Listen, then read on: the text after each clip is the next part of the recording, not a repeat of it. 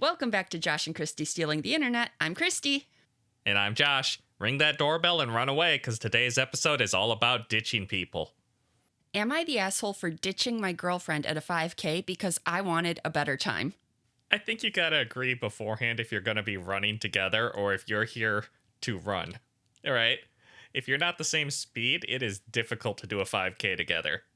My girlfriend, 31 female, and I, 36 male, have been together for about 2 years now. We live together.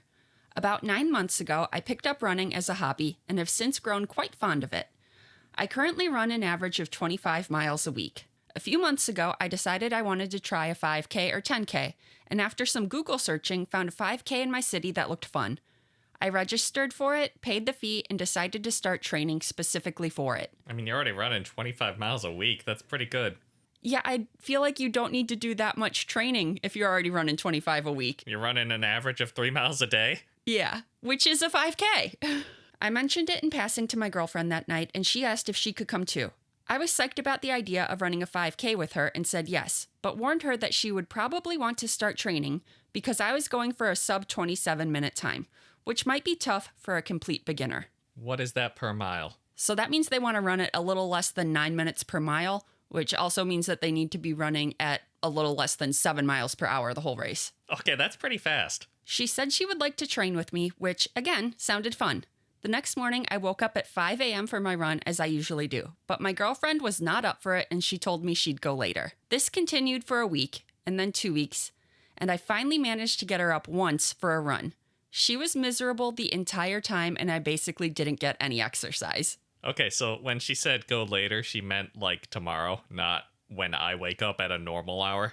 From the sounds of it, she meant I'll go later in 2 weeks. But the thing about running is you kind of need to do it every day to get good at it. Yeah, I don't think anyone enjoys day 1 or day 2. You don't really enjoy running for at least a few weeks, right? Yeah, it's miserable. Last Friday, the day before the race, I asked if she was really up for it. She insisted she was. She then told me that she would just skip gallop it, like she used to do with her mile runs in middle school. Sorry, does that just mean she's going to literally skip through the 5K?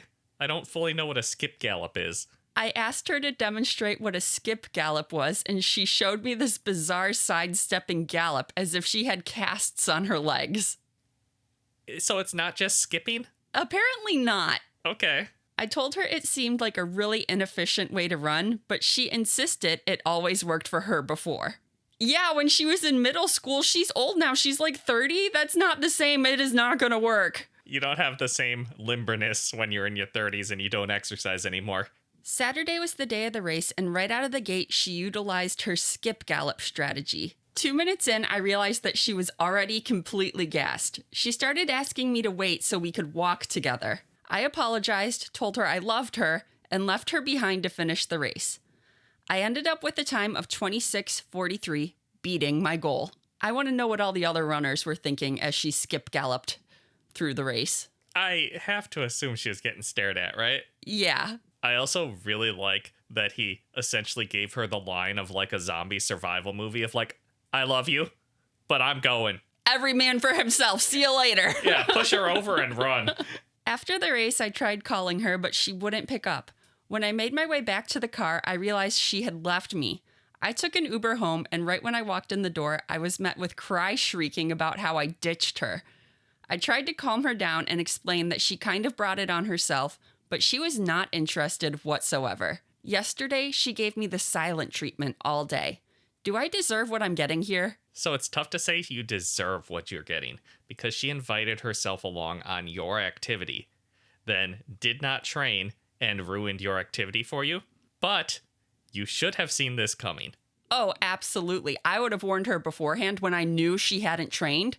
Been like, okay, I know you were going to do this with me, but you haven't trained and I am trying to beat a time. I'm not holding myself back for you. Yes, that. But what I was referring to when I said you should have seen it coming is that you knew the consequences of leaving your girlfriend behind to try to get your time. I feel like just having a frank conversation about it before going into the race, like set the expectation of I'm not waiting for you, would have fixed the whole problem. It could have. That is true. But since you didn't have a conversation and she asked you to walk with her and you said, I'm Nope. sorry, I have to go, and you ran away. Of course she was going to drive home without you. Of course she was going to get mad at you. I still feel like it was a little assholey of her, though. Oh, I'm not excusing her behavior at all. I'm just saying you should have seen this coming. Top comment, NTA. She chose to invite herself. She chose not to prepare. She chose to make a fool of herself with her crazy method of running. This is all on your girlfriend. I'm glad you had your phone and or wallet and were able to get home after she abandoned you. She was on that course looking like a crazy person by doing some sort of strange skipping maneuver. I can't picture what it looks like in my head, but I'm sure it sounds harder than just a light jog. Yeah, running with casts on your leg sideways, that's what it sounds like, he said. The sideways part makes it so confusing. Yeah, I don't know. NTA, you had a goal, told her well in advance she shouldn't have ran with you if she knew that she wasn't going to be able to keep up. And someone replied, I think it was an insane test to see if he would stay with her rather than run ahead. I can kind of understand thinking it might be a test, but I feel like this was just her underestimating the race. Yeah, she's like, I had no problem with this in middle school. I could totally do a 5K. This is going to be no problem for me. And she doesn't realize that that was like 20 years ago and now she's old and she can't run anymore. You hear about it often enough, people underestimating what a 5K is. Mm-hmm. And I fully can see her, if she refused to train up to this point, she just did not understand what she was getting into. Although, I don't know, you got her out for at least 1 or 2 training sessions, so she should have been able to make a correlation there. So I do think he maybe should have kind of seen this coming, but I do think she is being extremely childish, just like leaving him and then giving him the silent treatment the next day. Like, you're adults. Talk out your feelings. This isn't that big of a deal. Yeah, but you really should have talked this out before the race. You saw what was going to happen. Yeah, he knew she was not ready for this race. Yeah, and you made a decision by ditching her in the race. I'm sorry. I know that you were the reasonable person up to this point, but I really feel like you should have known her enough to understand that running away from her was going to end badly. So you're not the asshole, but I feel like you lack forethought. Am I the asshole for leaving my friend stranded because she kept us waiting for over an hour? I mean, it depends a lot on where you left her stranded, I guess. Like, did she have the ability to get home at all? I know that it's rude to leave you waiting for an hour, but, like, if she was working her way down from a hiking trail and you ditched her on top of a mountain, you're probably the asshole. So, this happened last weekend, and now my friend group is split over whether I was justified or a total jerk. I have a friend, let's call her Sarah, who is always late. I'm talking, we tell her to be there at 6, knowing she'll show up at 7, kind of late. The rest of us have learned to tolerate it, but last Saturday pushed things too far. We were all going out for a friend's birthday and had rented a party bus to take us to a few spots. The bus was booked for a specific time slot, so we all agreed to meet at 6:30 p.m. to make sure we'd be on it by 7 p.m. Sarah swore she'd be there on time.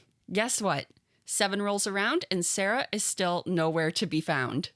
Okay, like, a party bus generally has a bit of a schedule to it. Like, you can push it back a little, the lead departure time, but you probably have plans. Like, yeah, if we want to hit all the spots we want to hit, we got to leave at 7 so we can have the party bus back by the time the rental thing is due or whatever, you know? Yeah, like, there's employees on that bus. It's not just your friend group. We texted and called and she just kept saying, I'm almost there.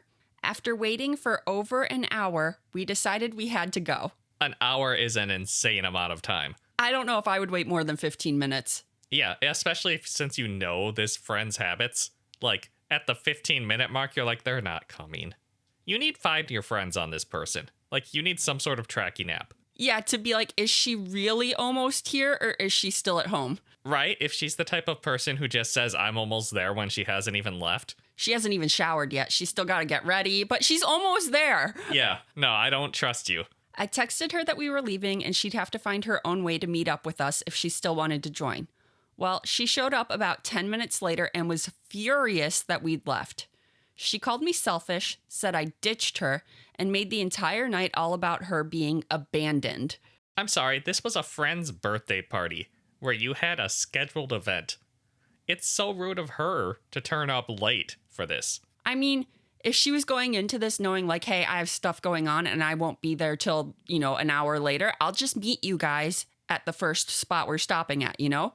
That's totally acceptable, but no, expecting them to wait for her and not giving even a time frame on the amount of time they need to wait for her. Yeah, this was probably like a bar crawl or something. Like, just grab an Uber to the first bar and join the party there. Now half the friend group says I did the right thing, while the others think this was way too harsh and I should have waited since I know how she is. Was that other half invited to this party? Were they angrily sitting on the party bus waiting to leave? I don't know, but I feel like the way she is, and you know how she is, and she's that way because everybody just keeps accommodating her. Absolutely. I know you haven't finished reading yet, but I think the only opinion that really matters here is birthday girl. We never get that opinion, sadly. Yeah, but like, it's her birthday party bus. If she wants to wait for this friend, then good, you should have waited for that friend. If she wants to go and have her birthday party instead of letting one person ruin it, then yeah, you aren't the asshole. But it was everyone's night, not just hers, and I feel like it was fair after all the waiting. I don't think it was everyone's night. I think it was birthday girl's night. Am I the asshole? Should I have waited even longer, or was it time to finally put my foot down? I mean, I get there's a time to put your foot down, but from this story, it kind of sounds like you're more bothered by this than the rest of your friend group. I don't know, half the people agree with him and we're like, yeah, you should have. So, sounds like half the people are fed up with her lateness. Yeah, but why does it sound like you were the one that made this call? Maybe you were the one that arranged this party, but it kind of sounds like you made the decision unilaterally to me. Like, there's no, the group decided to leave. That is a good point. The birthday person decided to leave. It's you decided to leave. So it's kind of weird to me that there's no group consensus here on a party bus. You're all hanging out. I don't know. You could have organized the event. You could have been like the friend that's in charge of group activities usually. I still feel like this is birthday person's decision. Top comment, NTA. She wasn't left stranded. She chose this outcome. Sarah doesn't value anyone else's time or money and then has the audacity to be angry with you. You should have said, Sarah, we are leaving by 6:30. If anyone is later than that, they will need to drive themselves. No more passes. No more accommodating rude, selfish friends. Someone replied, I was just thinking, oh my God, party buses are so expensive. This girl just cost every single person on that bus an hour out of their celebration. Frankly, OP, you should reply to everyone that's telling you that's just how she is and you should have waited with, okay, if you are all okay with that, then you can cover the whole hour of waiting for her yourselves. You can cover missed Uber fees in the future. You can find a new restaurant when she makes us lose our reservations because they needed the whole party to seat us. Being chronically late has real-life ramifications, and I'm interested to know who usually has to pay for Sarah's selfishness. I mean, those are all really good points. Like, a party bus usually has some sort of fee by the hour, in addition to all the other things you have to pay for with a party bus. Like, this was something that you were already monetarily being punished for, right? Like, her lateness. Mm-hmm. I don't know. That level of lateness does really imply that she doesn't care. Like, if you're going to be an hour late, you just text and say, hey, no, I'm running late, LOL. Go ahead to the first stop. I'll catch an Uber there. Reddit is firmly not the asshole for leaving her, but you are the asshole for enabling her for this long. You're the asshole for not leaving at 7. Why do you enable her? You're the asshole for not leaving when you said you would. Your entire group are assholes for enabling her behavior. It just goes on and on. It really kind of sounds like you are, and half the group just wanted to continue enabling her. How is she such a linchpin to your group that you wanted to delay a party bus for an hour? It's just kind of pushover behavior. Hey, if you're enjoying this episode so far, go ahead and do us a favor and hit that subscribe button. Yeah, it gives us that self-confidence boost that we need. Otherwise, we worry that you ditched us. I love you. Don't leave. Never leave us. Am I the asshole for divorcing my husband after he left me behind in an emergency? I mean, you never really find out if somebody's first instinct is fight or flight until that emergency hits. So, I'm sorry, it sounds like his was flight. And no, I can't really blame you for being upset that that was the decision he chose. I, 26 female, have been with my husband, 29 male, since high school. Married 3 years now. What you need to know about me is I have a health condition that has severely impacted me in a lot of ways. Digestion, mobility, breathing, etc. I am only 4 feet 10 inches, and last time I was weighed, I only weighed 93 pounds. I can walk, but only with the help of a cane, or double canes if it's going to be more walking than usual.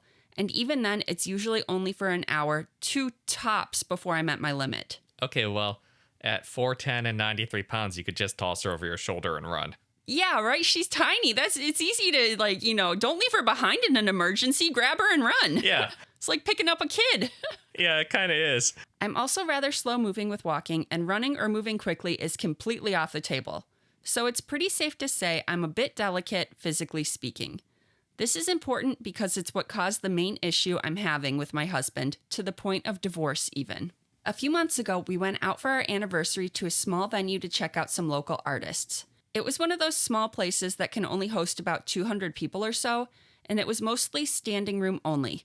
But there were a few seats at the back near the bar staff secured for me, but we had the option to stand up for a bit if we wanted. It was a pretty crowded house that night, near capacity. Well, I don't know what happened, but at some point, something caught on fire and it was immediately chaos. People were screaming, and once the panic truly kicked in, there was a bad crowd surge to get to the exit.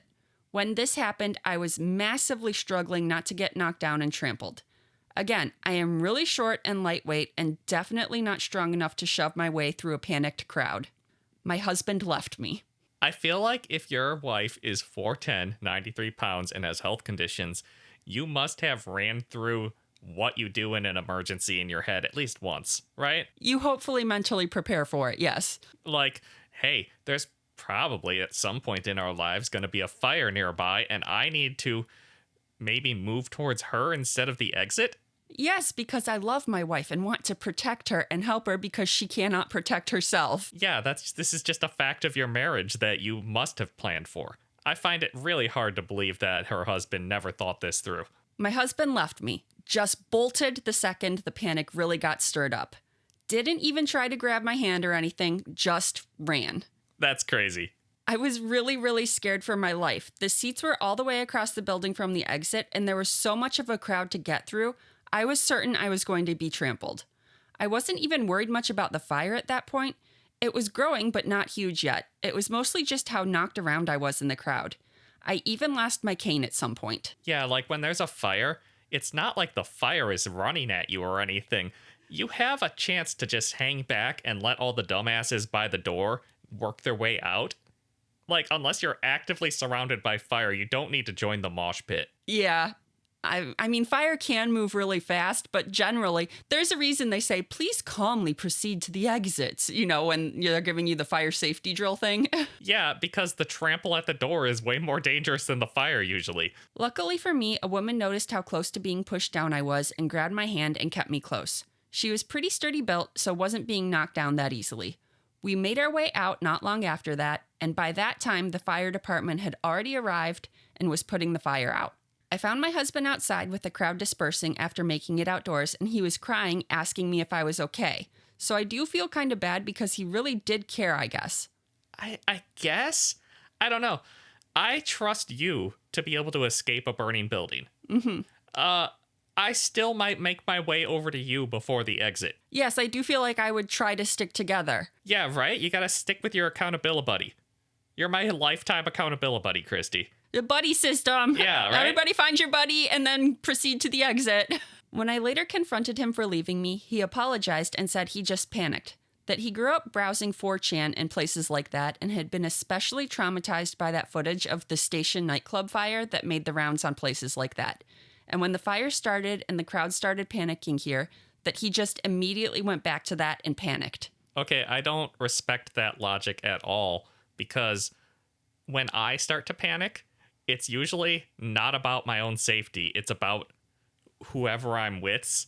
Mm-hmm. Like, I am way more likely to panic about your safety than mine. My first panic response is, oh my gosh, where's Josh? Yeah, right? I feel like that's just married couple logic. He described it as literally not thinking, just reacting like an animal. For me, on the other hand, I know the situation ended up not being that bad. The fire department had the fire out within minutes of it starting, and overall the story ended up not being anything more than a minor blip on our local news radar. But I cannot get how he just fucking took off and ran out of my head. Didn't even try to grab my hand or, God forbid, carry me out. He's 6'3" and a 200-pound athlete. He's 6'3" and 200 pounds. And he couldn't pick that tiny woman up and sling her over his shoulder and carry her out? Was he next to her when the fire started? I have no idea. She does not say. Okay, because that's a big factor. I mean, not in this case. I feel like if you are aware that your wife probably can't escape a burning building, it doesn't matter what the scenario is, your first instinct should be to go and get your wife. Mm-hmm. If you were on the opposite end of a burning building, I might be trying to crane my head and look for you, but there's a point where you can expect your healthy wife to make it out of a burning building, and you're causing more problems by not getting out yourself. I don't think that logic applies here. And all of his fire trauma is just he saw a bad fire online. Yeah, it's not like he was even like involved in it personally or anything and has PTSD. Nope, he just saw it online. Yeah, a fire that is famous for having really bad fire exits and things. He didn't look back once to see if I was okay, only started worrying once he was outside and out of danger. I don't know, maybe it'd be one thing if I wasn't mobility impaired and able to run. He could have assumed I was right behind him. But the fact that he left me in that crowd surge alone and some stranger had to rescue me instead has just completely soured my feelings for him. I gave it a few months and even started therapy, but only had 2 sessions so far because the wait list was so insane. But nothing's changed. Now he's done everything from groveling and begging for my forgiveness to minimizing my fear by pointing out that the entire ordeal actually was over in only like 2 minutes. Sure as hell felt longer than that when I was the one fighting for my life in a crowd surge. Yeah, 2 minutes is a long time inside of a crowd surge, and you can bounce that logic right back at him. The fire was over in 2 minutes. Why did you bolt and not come and get me? He says I made it out okay and is being all logical and saying people can't know if they're fight or flight until they're in an emergency, and even then can't control how they react, and it was beyond his control, etc. To me, though, it's like trying to crank a truly dead car. No matter how much I rev, my love for him just isn't turning back on. I reached out to a lawyer yesterday, but I'm still so conflicted. Am I the asshole? I mean, you're not the asshole. You even tried to make it work through therapy and things. Like, I can't blame you for falling out of love with a guy. And also, I know I said at the beginning, you don't know if your reaction to an emergency is fight or flight until the emergency hits. That doesn't mean I respect you for choosing flight. Like, I get that it's scary. You needed to choose fight at that moment. Top comment. Well, this experience certainly shows your husband is not good in an emergency. Not everyone is going to be.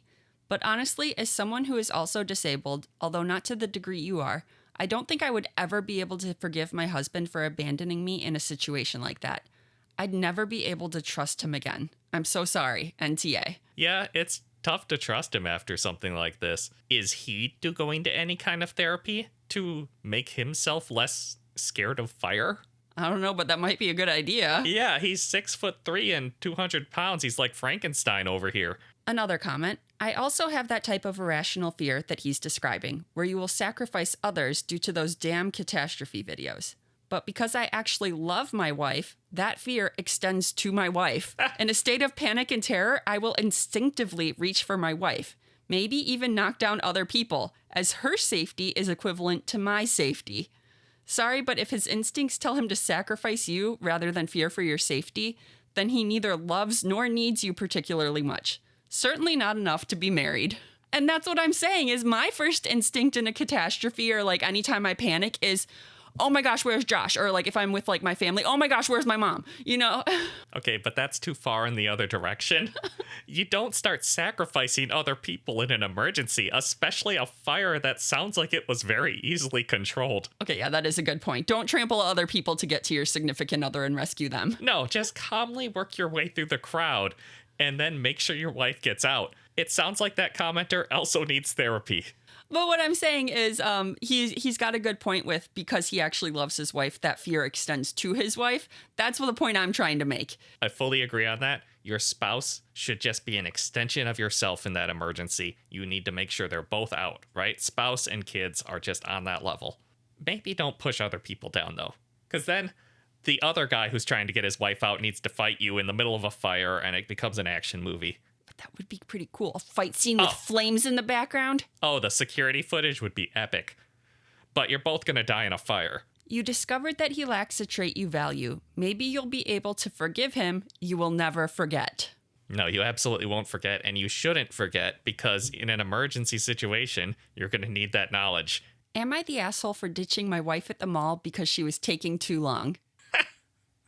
I mean, She just won't stop shopping. I know that's the like generic wife thing where she just won't stop shopping and you're standing outside the store holding all the bags. Mm-hmm. But there's a reason that husbands don't just go home because they want to continue to have a happy marriage.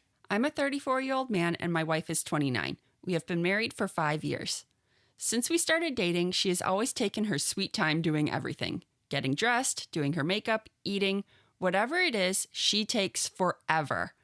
I'm generally a patient person, but I get extremely anxious when I'm late for something with a scheduled start time. You guys sound like a match made in heaven. Alone, I have never been late for anything. With her in tow, I am late for everything. And you married this woman. Sounds like a fundamental incompatibility, right? It really does. Sounds like you probably stressed the hell out of each other.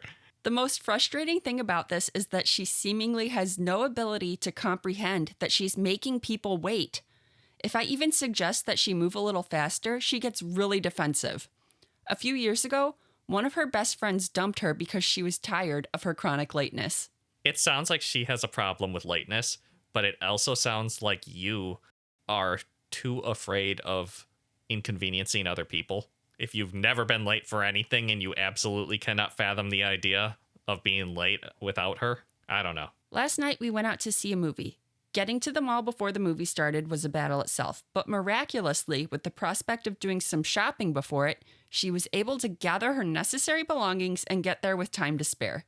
She started shopping while I more or less followed her, until it was about time to get to the theater. When I told her this, she was talking to a sales clerk about the clothes that she wanted to buy, and she told me to hang on for a second. As usual, hang on meant, I have absolutely no concern about your needs because I'm doing my own thing right now, and anything other than what I want to do is out of the question. Do you even like your wife? He sounds extremely resentful there. I waited around for a couple more minutes until she started taking jeans off the shelves to try on new combinations. Sounds like she doesn't like you either. The preview had already started. I told her again, and she said we can just skip the previews. Okay, but by the time you leave now, you're going to be making it just at the beginning of the movie. At this point, I just walked away, which she naturally didn't notice. Turned off my phone and enjoyed the movie myself. As a side note, I missed the first few minutes of it waiting for her, standing in line and making my way to the theater. So you were right, even if they had left then, they would have missed the beginning of the movie. Yeah, right? On my way out of the theater, I saw her on a bench in the lobby by herself because I ditched her. I honestly didn't feel bad at all and told her that I'd do it again. This made her more upset, and finally we had an awkward, quiet drive home.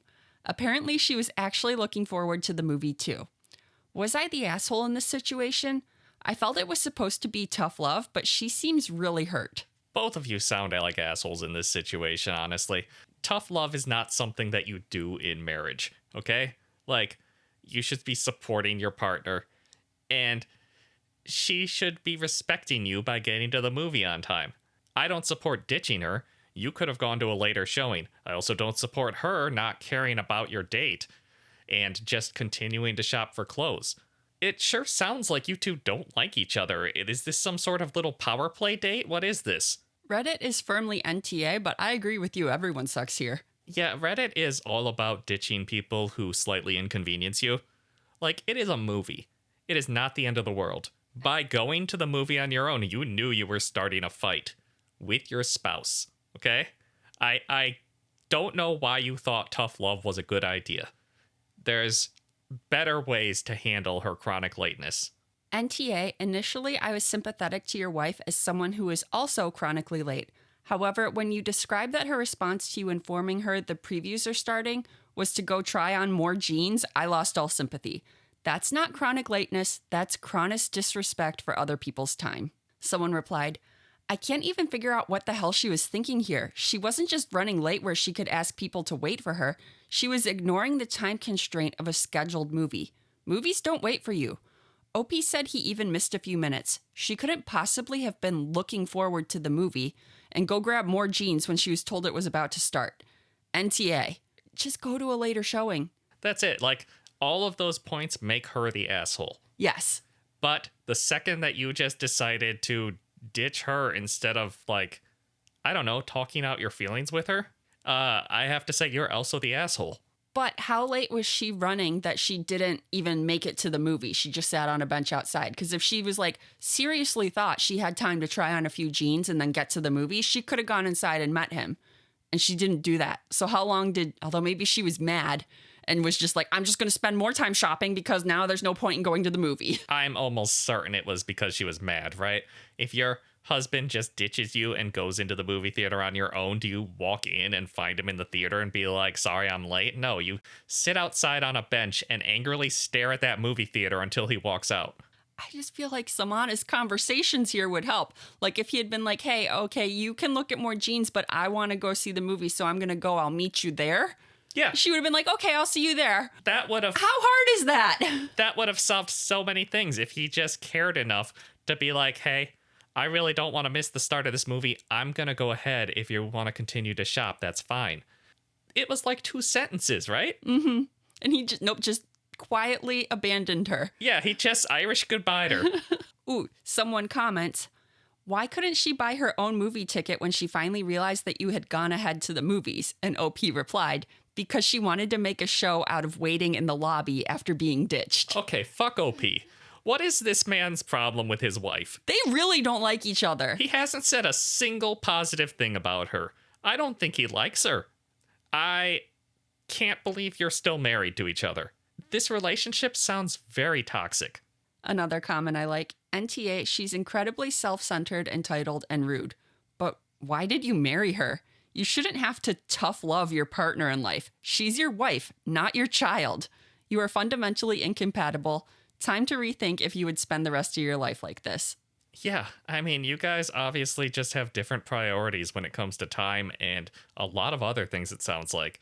I have some friends that have zero problems with walking into a movie like 20 minutes after it starts. Yeah, and I'm like, no, you're coming in the middle of the story. I would never be late to a movie. No. If I did, I would go to a later showing because I want the full experience. Yeah, I can't stand missing part of a movie. I would rather hang out another couple hours in the mall and go to another showing. Having said that, though, I know there are people out there who are like, there's nothing interesting in the first 30 minutes anyways, so I'll just wander in late. And I feel like those two people should not date each other. Fundamentally incompatible. Or at least don't go to movies with each other if you are. Am I the asshole for leaving my best friend and his friends stranded in an unfamiliar city?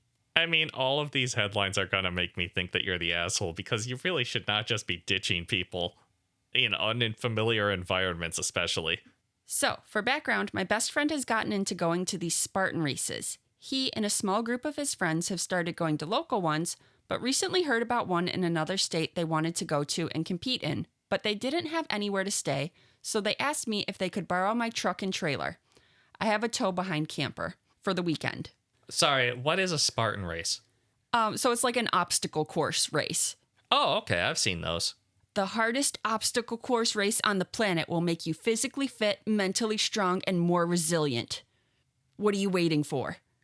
That's what the Spartan Race website says. I said no, I wasn't comfortable with them taking my truck and trailer, but that I'd drive them and the camper to their event.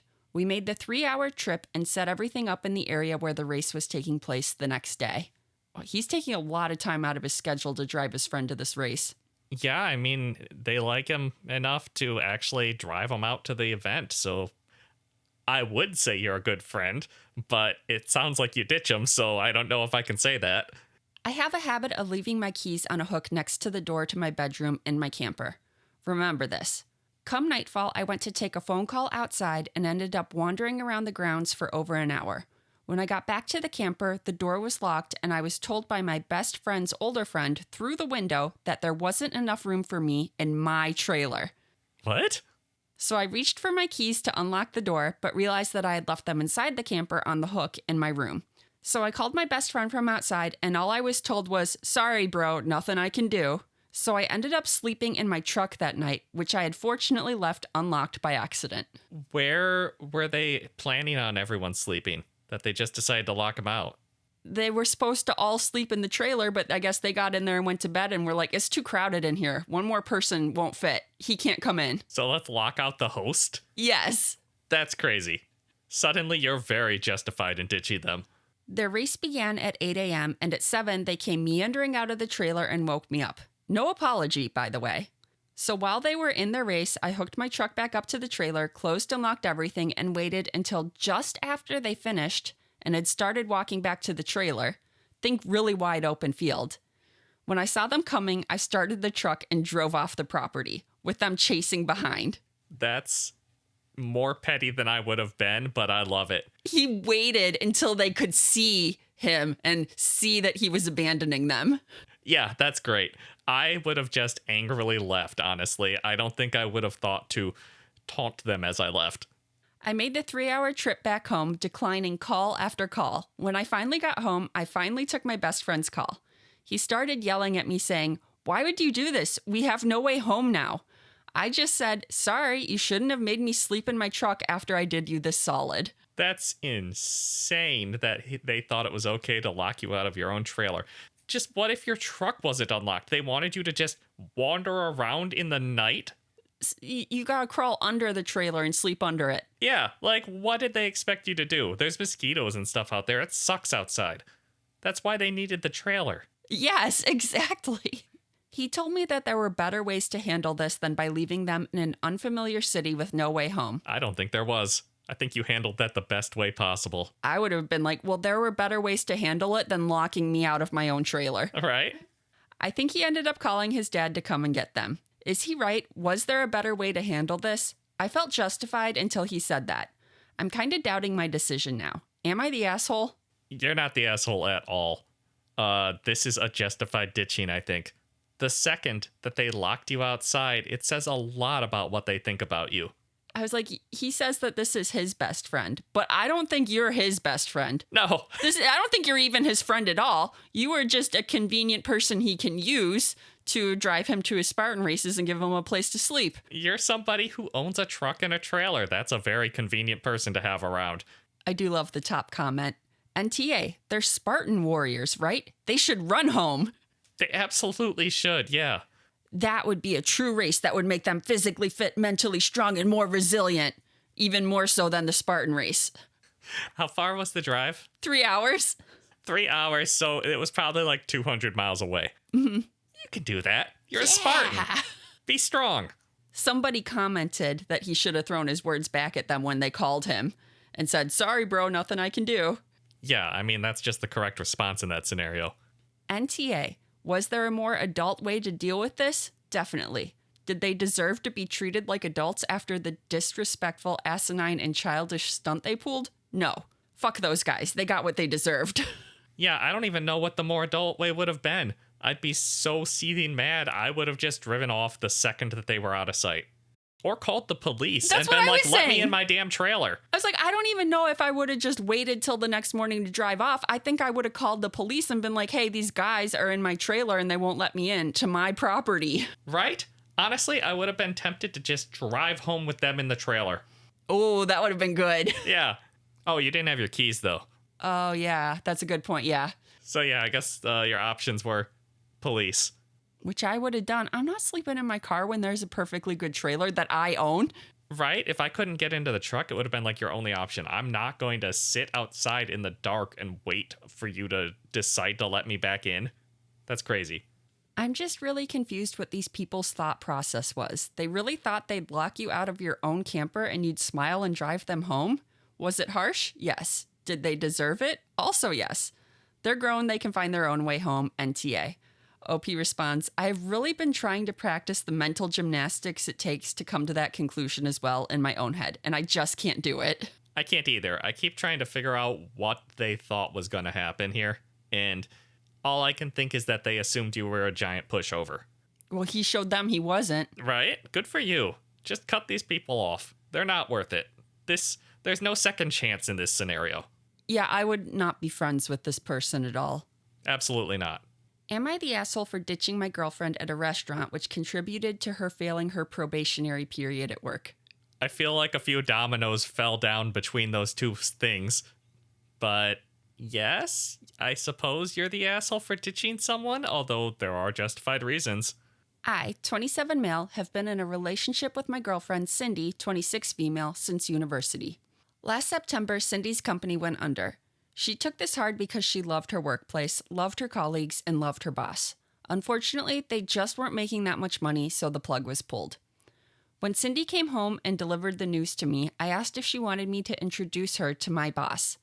Having the same major, we worked in the same field, and my company is almost always hiring. Cindy said yes, and I texted my boss on the spot. After delivering her CV to him and a short interview process, she was hired in a 3-month probationary position. I was really excited to be working with Cindy. We could save money on gas by carpooling, spend more time together, and have lunch together too. Unfortunately, things did not pan out. To be frank, Cindy was a horrible employee. She showed up to the office 15 to 20 minutes late virtually every day. I had to give up on carpooling with her because I have a morning meeting and I need to get to work 15 minutes early every day. Cindy's favorite activity at work was opening up a blank Google Doc and looking at her phone under her desk. The hour we get for lunch was often an hour and a half for Cindy, and she really accomplished nothing in her time there. This continued for 3 months. Oh my God, it sounds like Cindy deserved to be fired. I don't know why you can't carpool. She can turn up to work 15 minutes early. I mean, it sounds like she won't. She can't be ready that early. Right. He had to give up because she was going to make him late, and that's not acceptable to him. Yeah, no, like, that's great. You really stuck your neck out for your girlfriend here, and this is how she repays you. Last Monday was a rare occasion where Cindy was actually ready on time to go to work together. Perhaps this was because of my gentle urging for her to get her shit together, or perhaps it was because her probationary period was ending soon, but we were able to carpool. You waiting until your probationary period is about to end to get your act together? When they've already pretty much decided? It doesn't seem like the brightest idea on her part, does it? No, not really. I mean, I guess she's like, if I turn up on time and I'm a model employee for the last week, then maybe they'll forget about the last 3 months. We went out to lunch together and Cindy ate way too slowly. I was looking at the clock and encouraging her to get a move on, but at the end of the meal, right when we had to leave to make it back on time, Cindy decided she wanted another refill on her soda. I told her time was up, but she was adamant that she absolutely needed another refill. To make matters worse, the restaurant was crowded and we couldn't flag down a server. Cindy is stressing me out, and I'm not even working with her. I put the cash for the meal and a tip on the table, and I told Cindy that I was leaving with or without her. Cindy played chicken with me here, thinking that if she refused to move, I'd have no choice but to wait. But I walked to my car and drove back. Cindy showed up 20 minutes later, visually flustered. The restaurant was a 10-minute walk away, so I'm pretty sure she did end up getting her refill. She has been furious with me since. You drove to a restaurant that's only a 10-minute walk? Right? That seems a little bit, unnecessary. I mean, I guess I'm not going to stop you from driving if you want to, but I feel like with a 10-minute walk, did you actually save any time? Last Friday, Cindy got her final judgment for her probationary period. Oh, what was it? Due to poor punctuality and general lack of direction, my company decided not to hire her for a full-time position. Cindy blames me. She says I made her late and that I ruined everything. Last night, she asked how she was supposed to pay her part of the rent without a job, and I responded, "Yes, that's a good question. How will you be paying?" This threw oil on the proverbial fire, and now she doesn't even want to fight about it anymore. Was I an asshole for what I did here? There's an update, but first let's talk about it a little. Oh, boy. A lot of couples can go their entire marriage without finding out if they're compatible work buddies, too. You can have a very happy relationship without ever finding out if you can work with your spouse. You decided to have that test, and it failed. Spectacularly. You stuck your neck out for her. I'm sure that your boss probably checked with you to see how much nepotism was going on with this recommendation. Mm-hmm. And then it turns out a lot of nepotism. So she made you look bad. I'm sure your boss is holding a little grudge against you now. And on top of that, now she doesn't have a job again. I'm starting to realize that if this kind of behavior was acceptable at her old job, maybe that's why they went under. That's possible, yeah. Top comment, if she seriously believes she wasn't hired because of that particular day and not all of the other ones, she's delusional. You even tried helping her to be punctual, but she didn't give a fuck. NTA, not your responsibility at all. How did she even make it to the 90-day mark if she was doing that bad? Like, the 90-day mark is just a final judgment point. There's no reason they can't let you go before that. Yeah, they really should have, it sounds like. She's late every day. She's not doing any work. Kind of sounds like they should have let her go a little earlier. Who even messes around like that during probation? That's usually when you're on your best behavior, which is a very good point. Yeah, absolutely. Someone else says, good for you for not risking your job to play stupid games. NTA. Yeah, I feel like you needed to be on your best behavior too, because everything that she did wrong is going to be reflecting on you. Oh, here's a comment about the thing I was just talking about. Guess you found out why that company went under. NTA. OP responds, honestly, yeah, I kind of understand now why she loved her old company so much. I probably should have seen the signs earlier too. Despite both of us starting work at 9 and her old company being farther away than mine, I cannot recall a single day that she left before me. Even one time when I was running very late due to stomach issues, I distinctly recall leaving at 9:05 with Cindy still doing her makeup at home. It depends a lot on your industry, I guess, but it sounds like you work in an industry where you need to be punctual, especially if you have meetings and things. Okay, someone thinks that the girlfriend is very manipulative and has a theory. This is going to sound crazy, but that may have been the point. She may have been intentionally dense about getting back from lunch on time, knowing that OP would leave without her. He's already set the precedent that he won't be late to work for her with the morning carpools. And then she used that to blame him for failing instead of blaming herself. With how she acted at work, she might still actually be self-aware enough to realize that she wasn't going to be kept on, so this could have been a plan to guilt OP into not pushing her too hard about the rent. I know that seems a bit nuts. I've just known some really manipulative people that I could see doing exactly that scenario. I mean, I guess it's possible. That does seem like a few leaps in logic to me. But OP kind of agrees. Really? I didn't even recognize this as a possibility at the time, but it actually sounds likely now that you say it. I honestly don't understand how any reasonable person would expect to pass the probationary period to a job after being chronically late and screwing around on Instagram all day at work. Yeah, I mean, that's a tough one. Was she not being assigned tasks? Like, without knowing the industry, I don't know how to... Yeah, was she just not turning in any work? I don't understand how she got away with this for 3 months. Yeah, 3 months is a long time to just be looking at blank Google Docs and looking at your phone. All right, on to the update. 1 week later, Cindy decided that she was going to take some time off of work for her mental health. What work?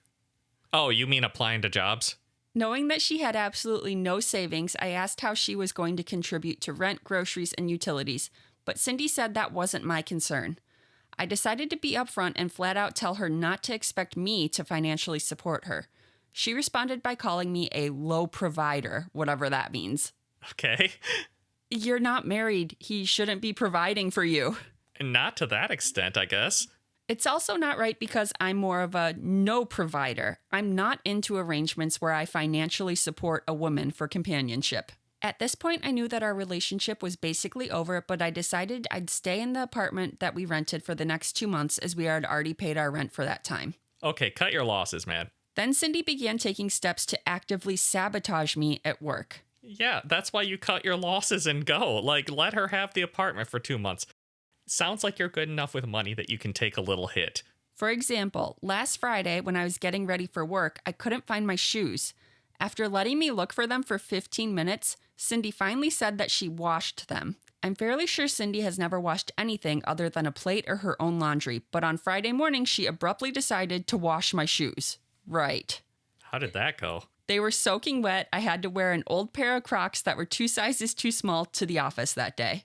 You don't have more than one pair of shoes? That's what I was just going to ask. Like, do you not have the old pair of shoes before you bought this one? Or like some dress shoes laying around? It's weird that you had to go to Crocs, but I mean, at least... 2 small Crocs. Were they even his? Why does he even keep around 2 small Crocs? I don't know. That's a weird one. On my way home, I bought new shoes and kept them in my car. Like workout shoes? Do you not have workout shoes? I'm just baffled by the lack of shoes. That's confusing to me. Then Cindy began spamming me with texts during the meeting on Saturday when I had told her I was having, saying there was a guy banging on our door. She insisted I needed to come home right away. I checked our Ring camera and saw nothing. When I texted her back saying so, she said it must have been a neighbor or something. It's worth mentioning here that I can see the neighbor's door on the camera too, and nobody was banging on it either. And you're still committed to staying in this apartment for 2 months, huh? I got the picture of what was going on and realizing the next escalation would be having my tires slashed or brakes cut after work that day. Oh my God, brakes cut? She's up to that level? After work that day, I went back to our apartment, gathered my belongings, and left. Cindy naturally went off the rails, but I got out safely. Now I'm at my buddy's house for a few days until I can find a new living situation. Thank you for all the advice you gave me. I'm sure this can act as a cautionary tale in various ways. I mean, it's good that you finally got out of there, but you really took your sweet time. Like, there's a reason why when you decide you were going to break up with someone, you also stop living with them. Yeah. Things can turn toxic real fast. Things are almost guaranteed to turn toxic at that point. It sounds like you were just being stubborn and not wanting to lose 2 months of rent, but I feel like you had to endure more than that much money's worth of drama. Someone comments, if you haven't said anything to your boss, you might want to update him or her just in case she continues to try to sabotage your work. She probably has all their contact info now, yeah. People are also recommending next time you're at the apartment, try and take as many pictures of the place as you can without her knowledge. I would not put it past her to try and flip the script and say you trashed the place in anger at her or something and fuck you out of the deposit. Yeah, I mean, I considered the deposit also a lost cause at that point. I feel like during a breakup, I am very willing to just be like, no, I'll just lose this $3,000 or however much I put down. Someone agrees with us on the shoes. All other things aside, if the only backup shoes this guy has are year-old Crocs, I'm fascinated. Right? I want to know what kind of Spartan lifestyle you're living where you only own one pair of shoes. How many pants do you own? Someone else replies, me too. I mean, how does that happen? How do you wind up with shoes that are that many sizes too small? Were they from middle school when he bought them with him because he couldn't bear to give them away because of the nostalgia factor? And how do you get your feet into shoes 2 sizes too small? I once had to borrow shoes 1 size too small, and not only could I barely get them on, I was in so much pain I took them off the minute I got in my car. Yeah, right? You had the option to just go and drive somewhere and buy shoes in socks, right? Yeah. I would rather do that. No shoes, no shirt, no service, though. Does that apply at a shoe store? I don't know. I feel like if someone came in socks Yes. and wanted to buy shoes, I'd be like, dude, they must be going through something.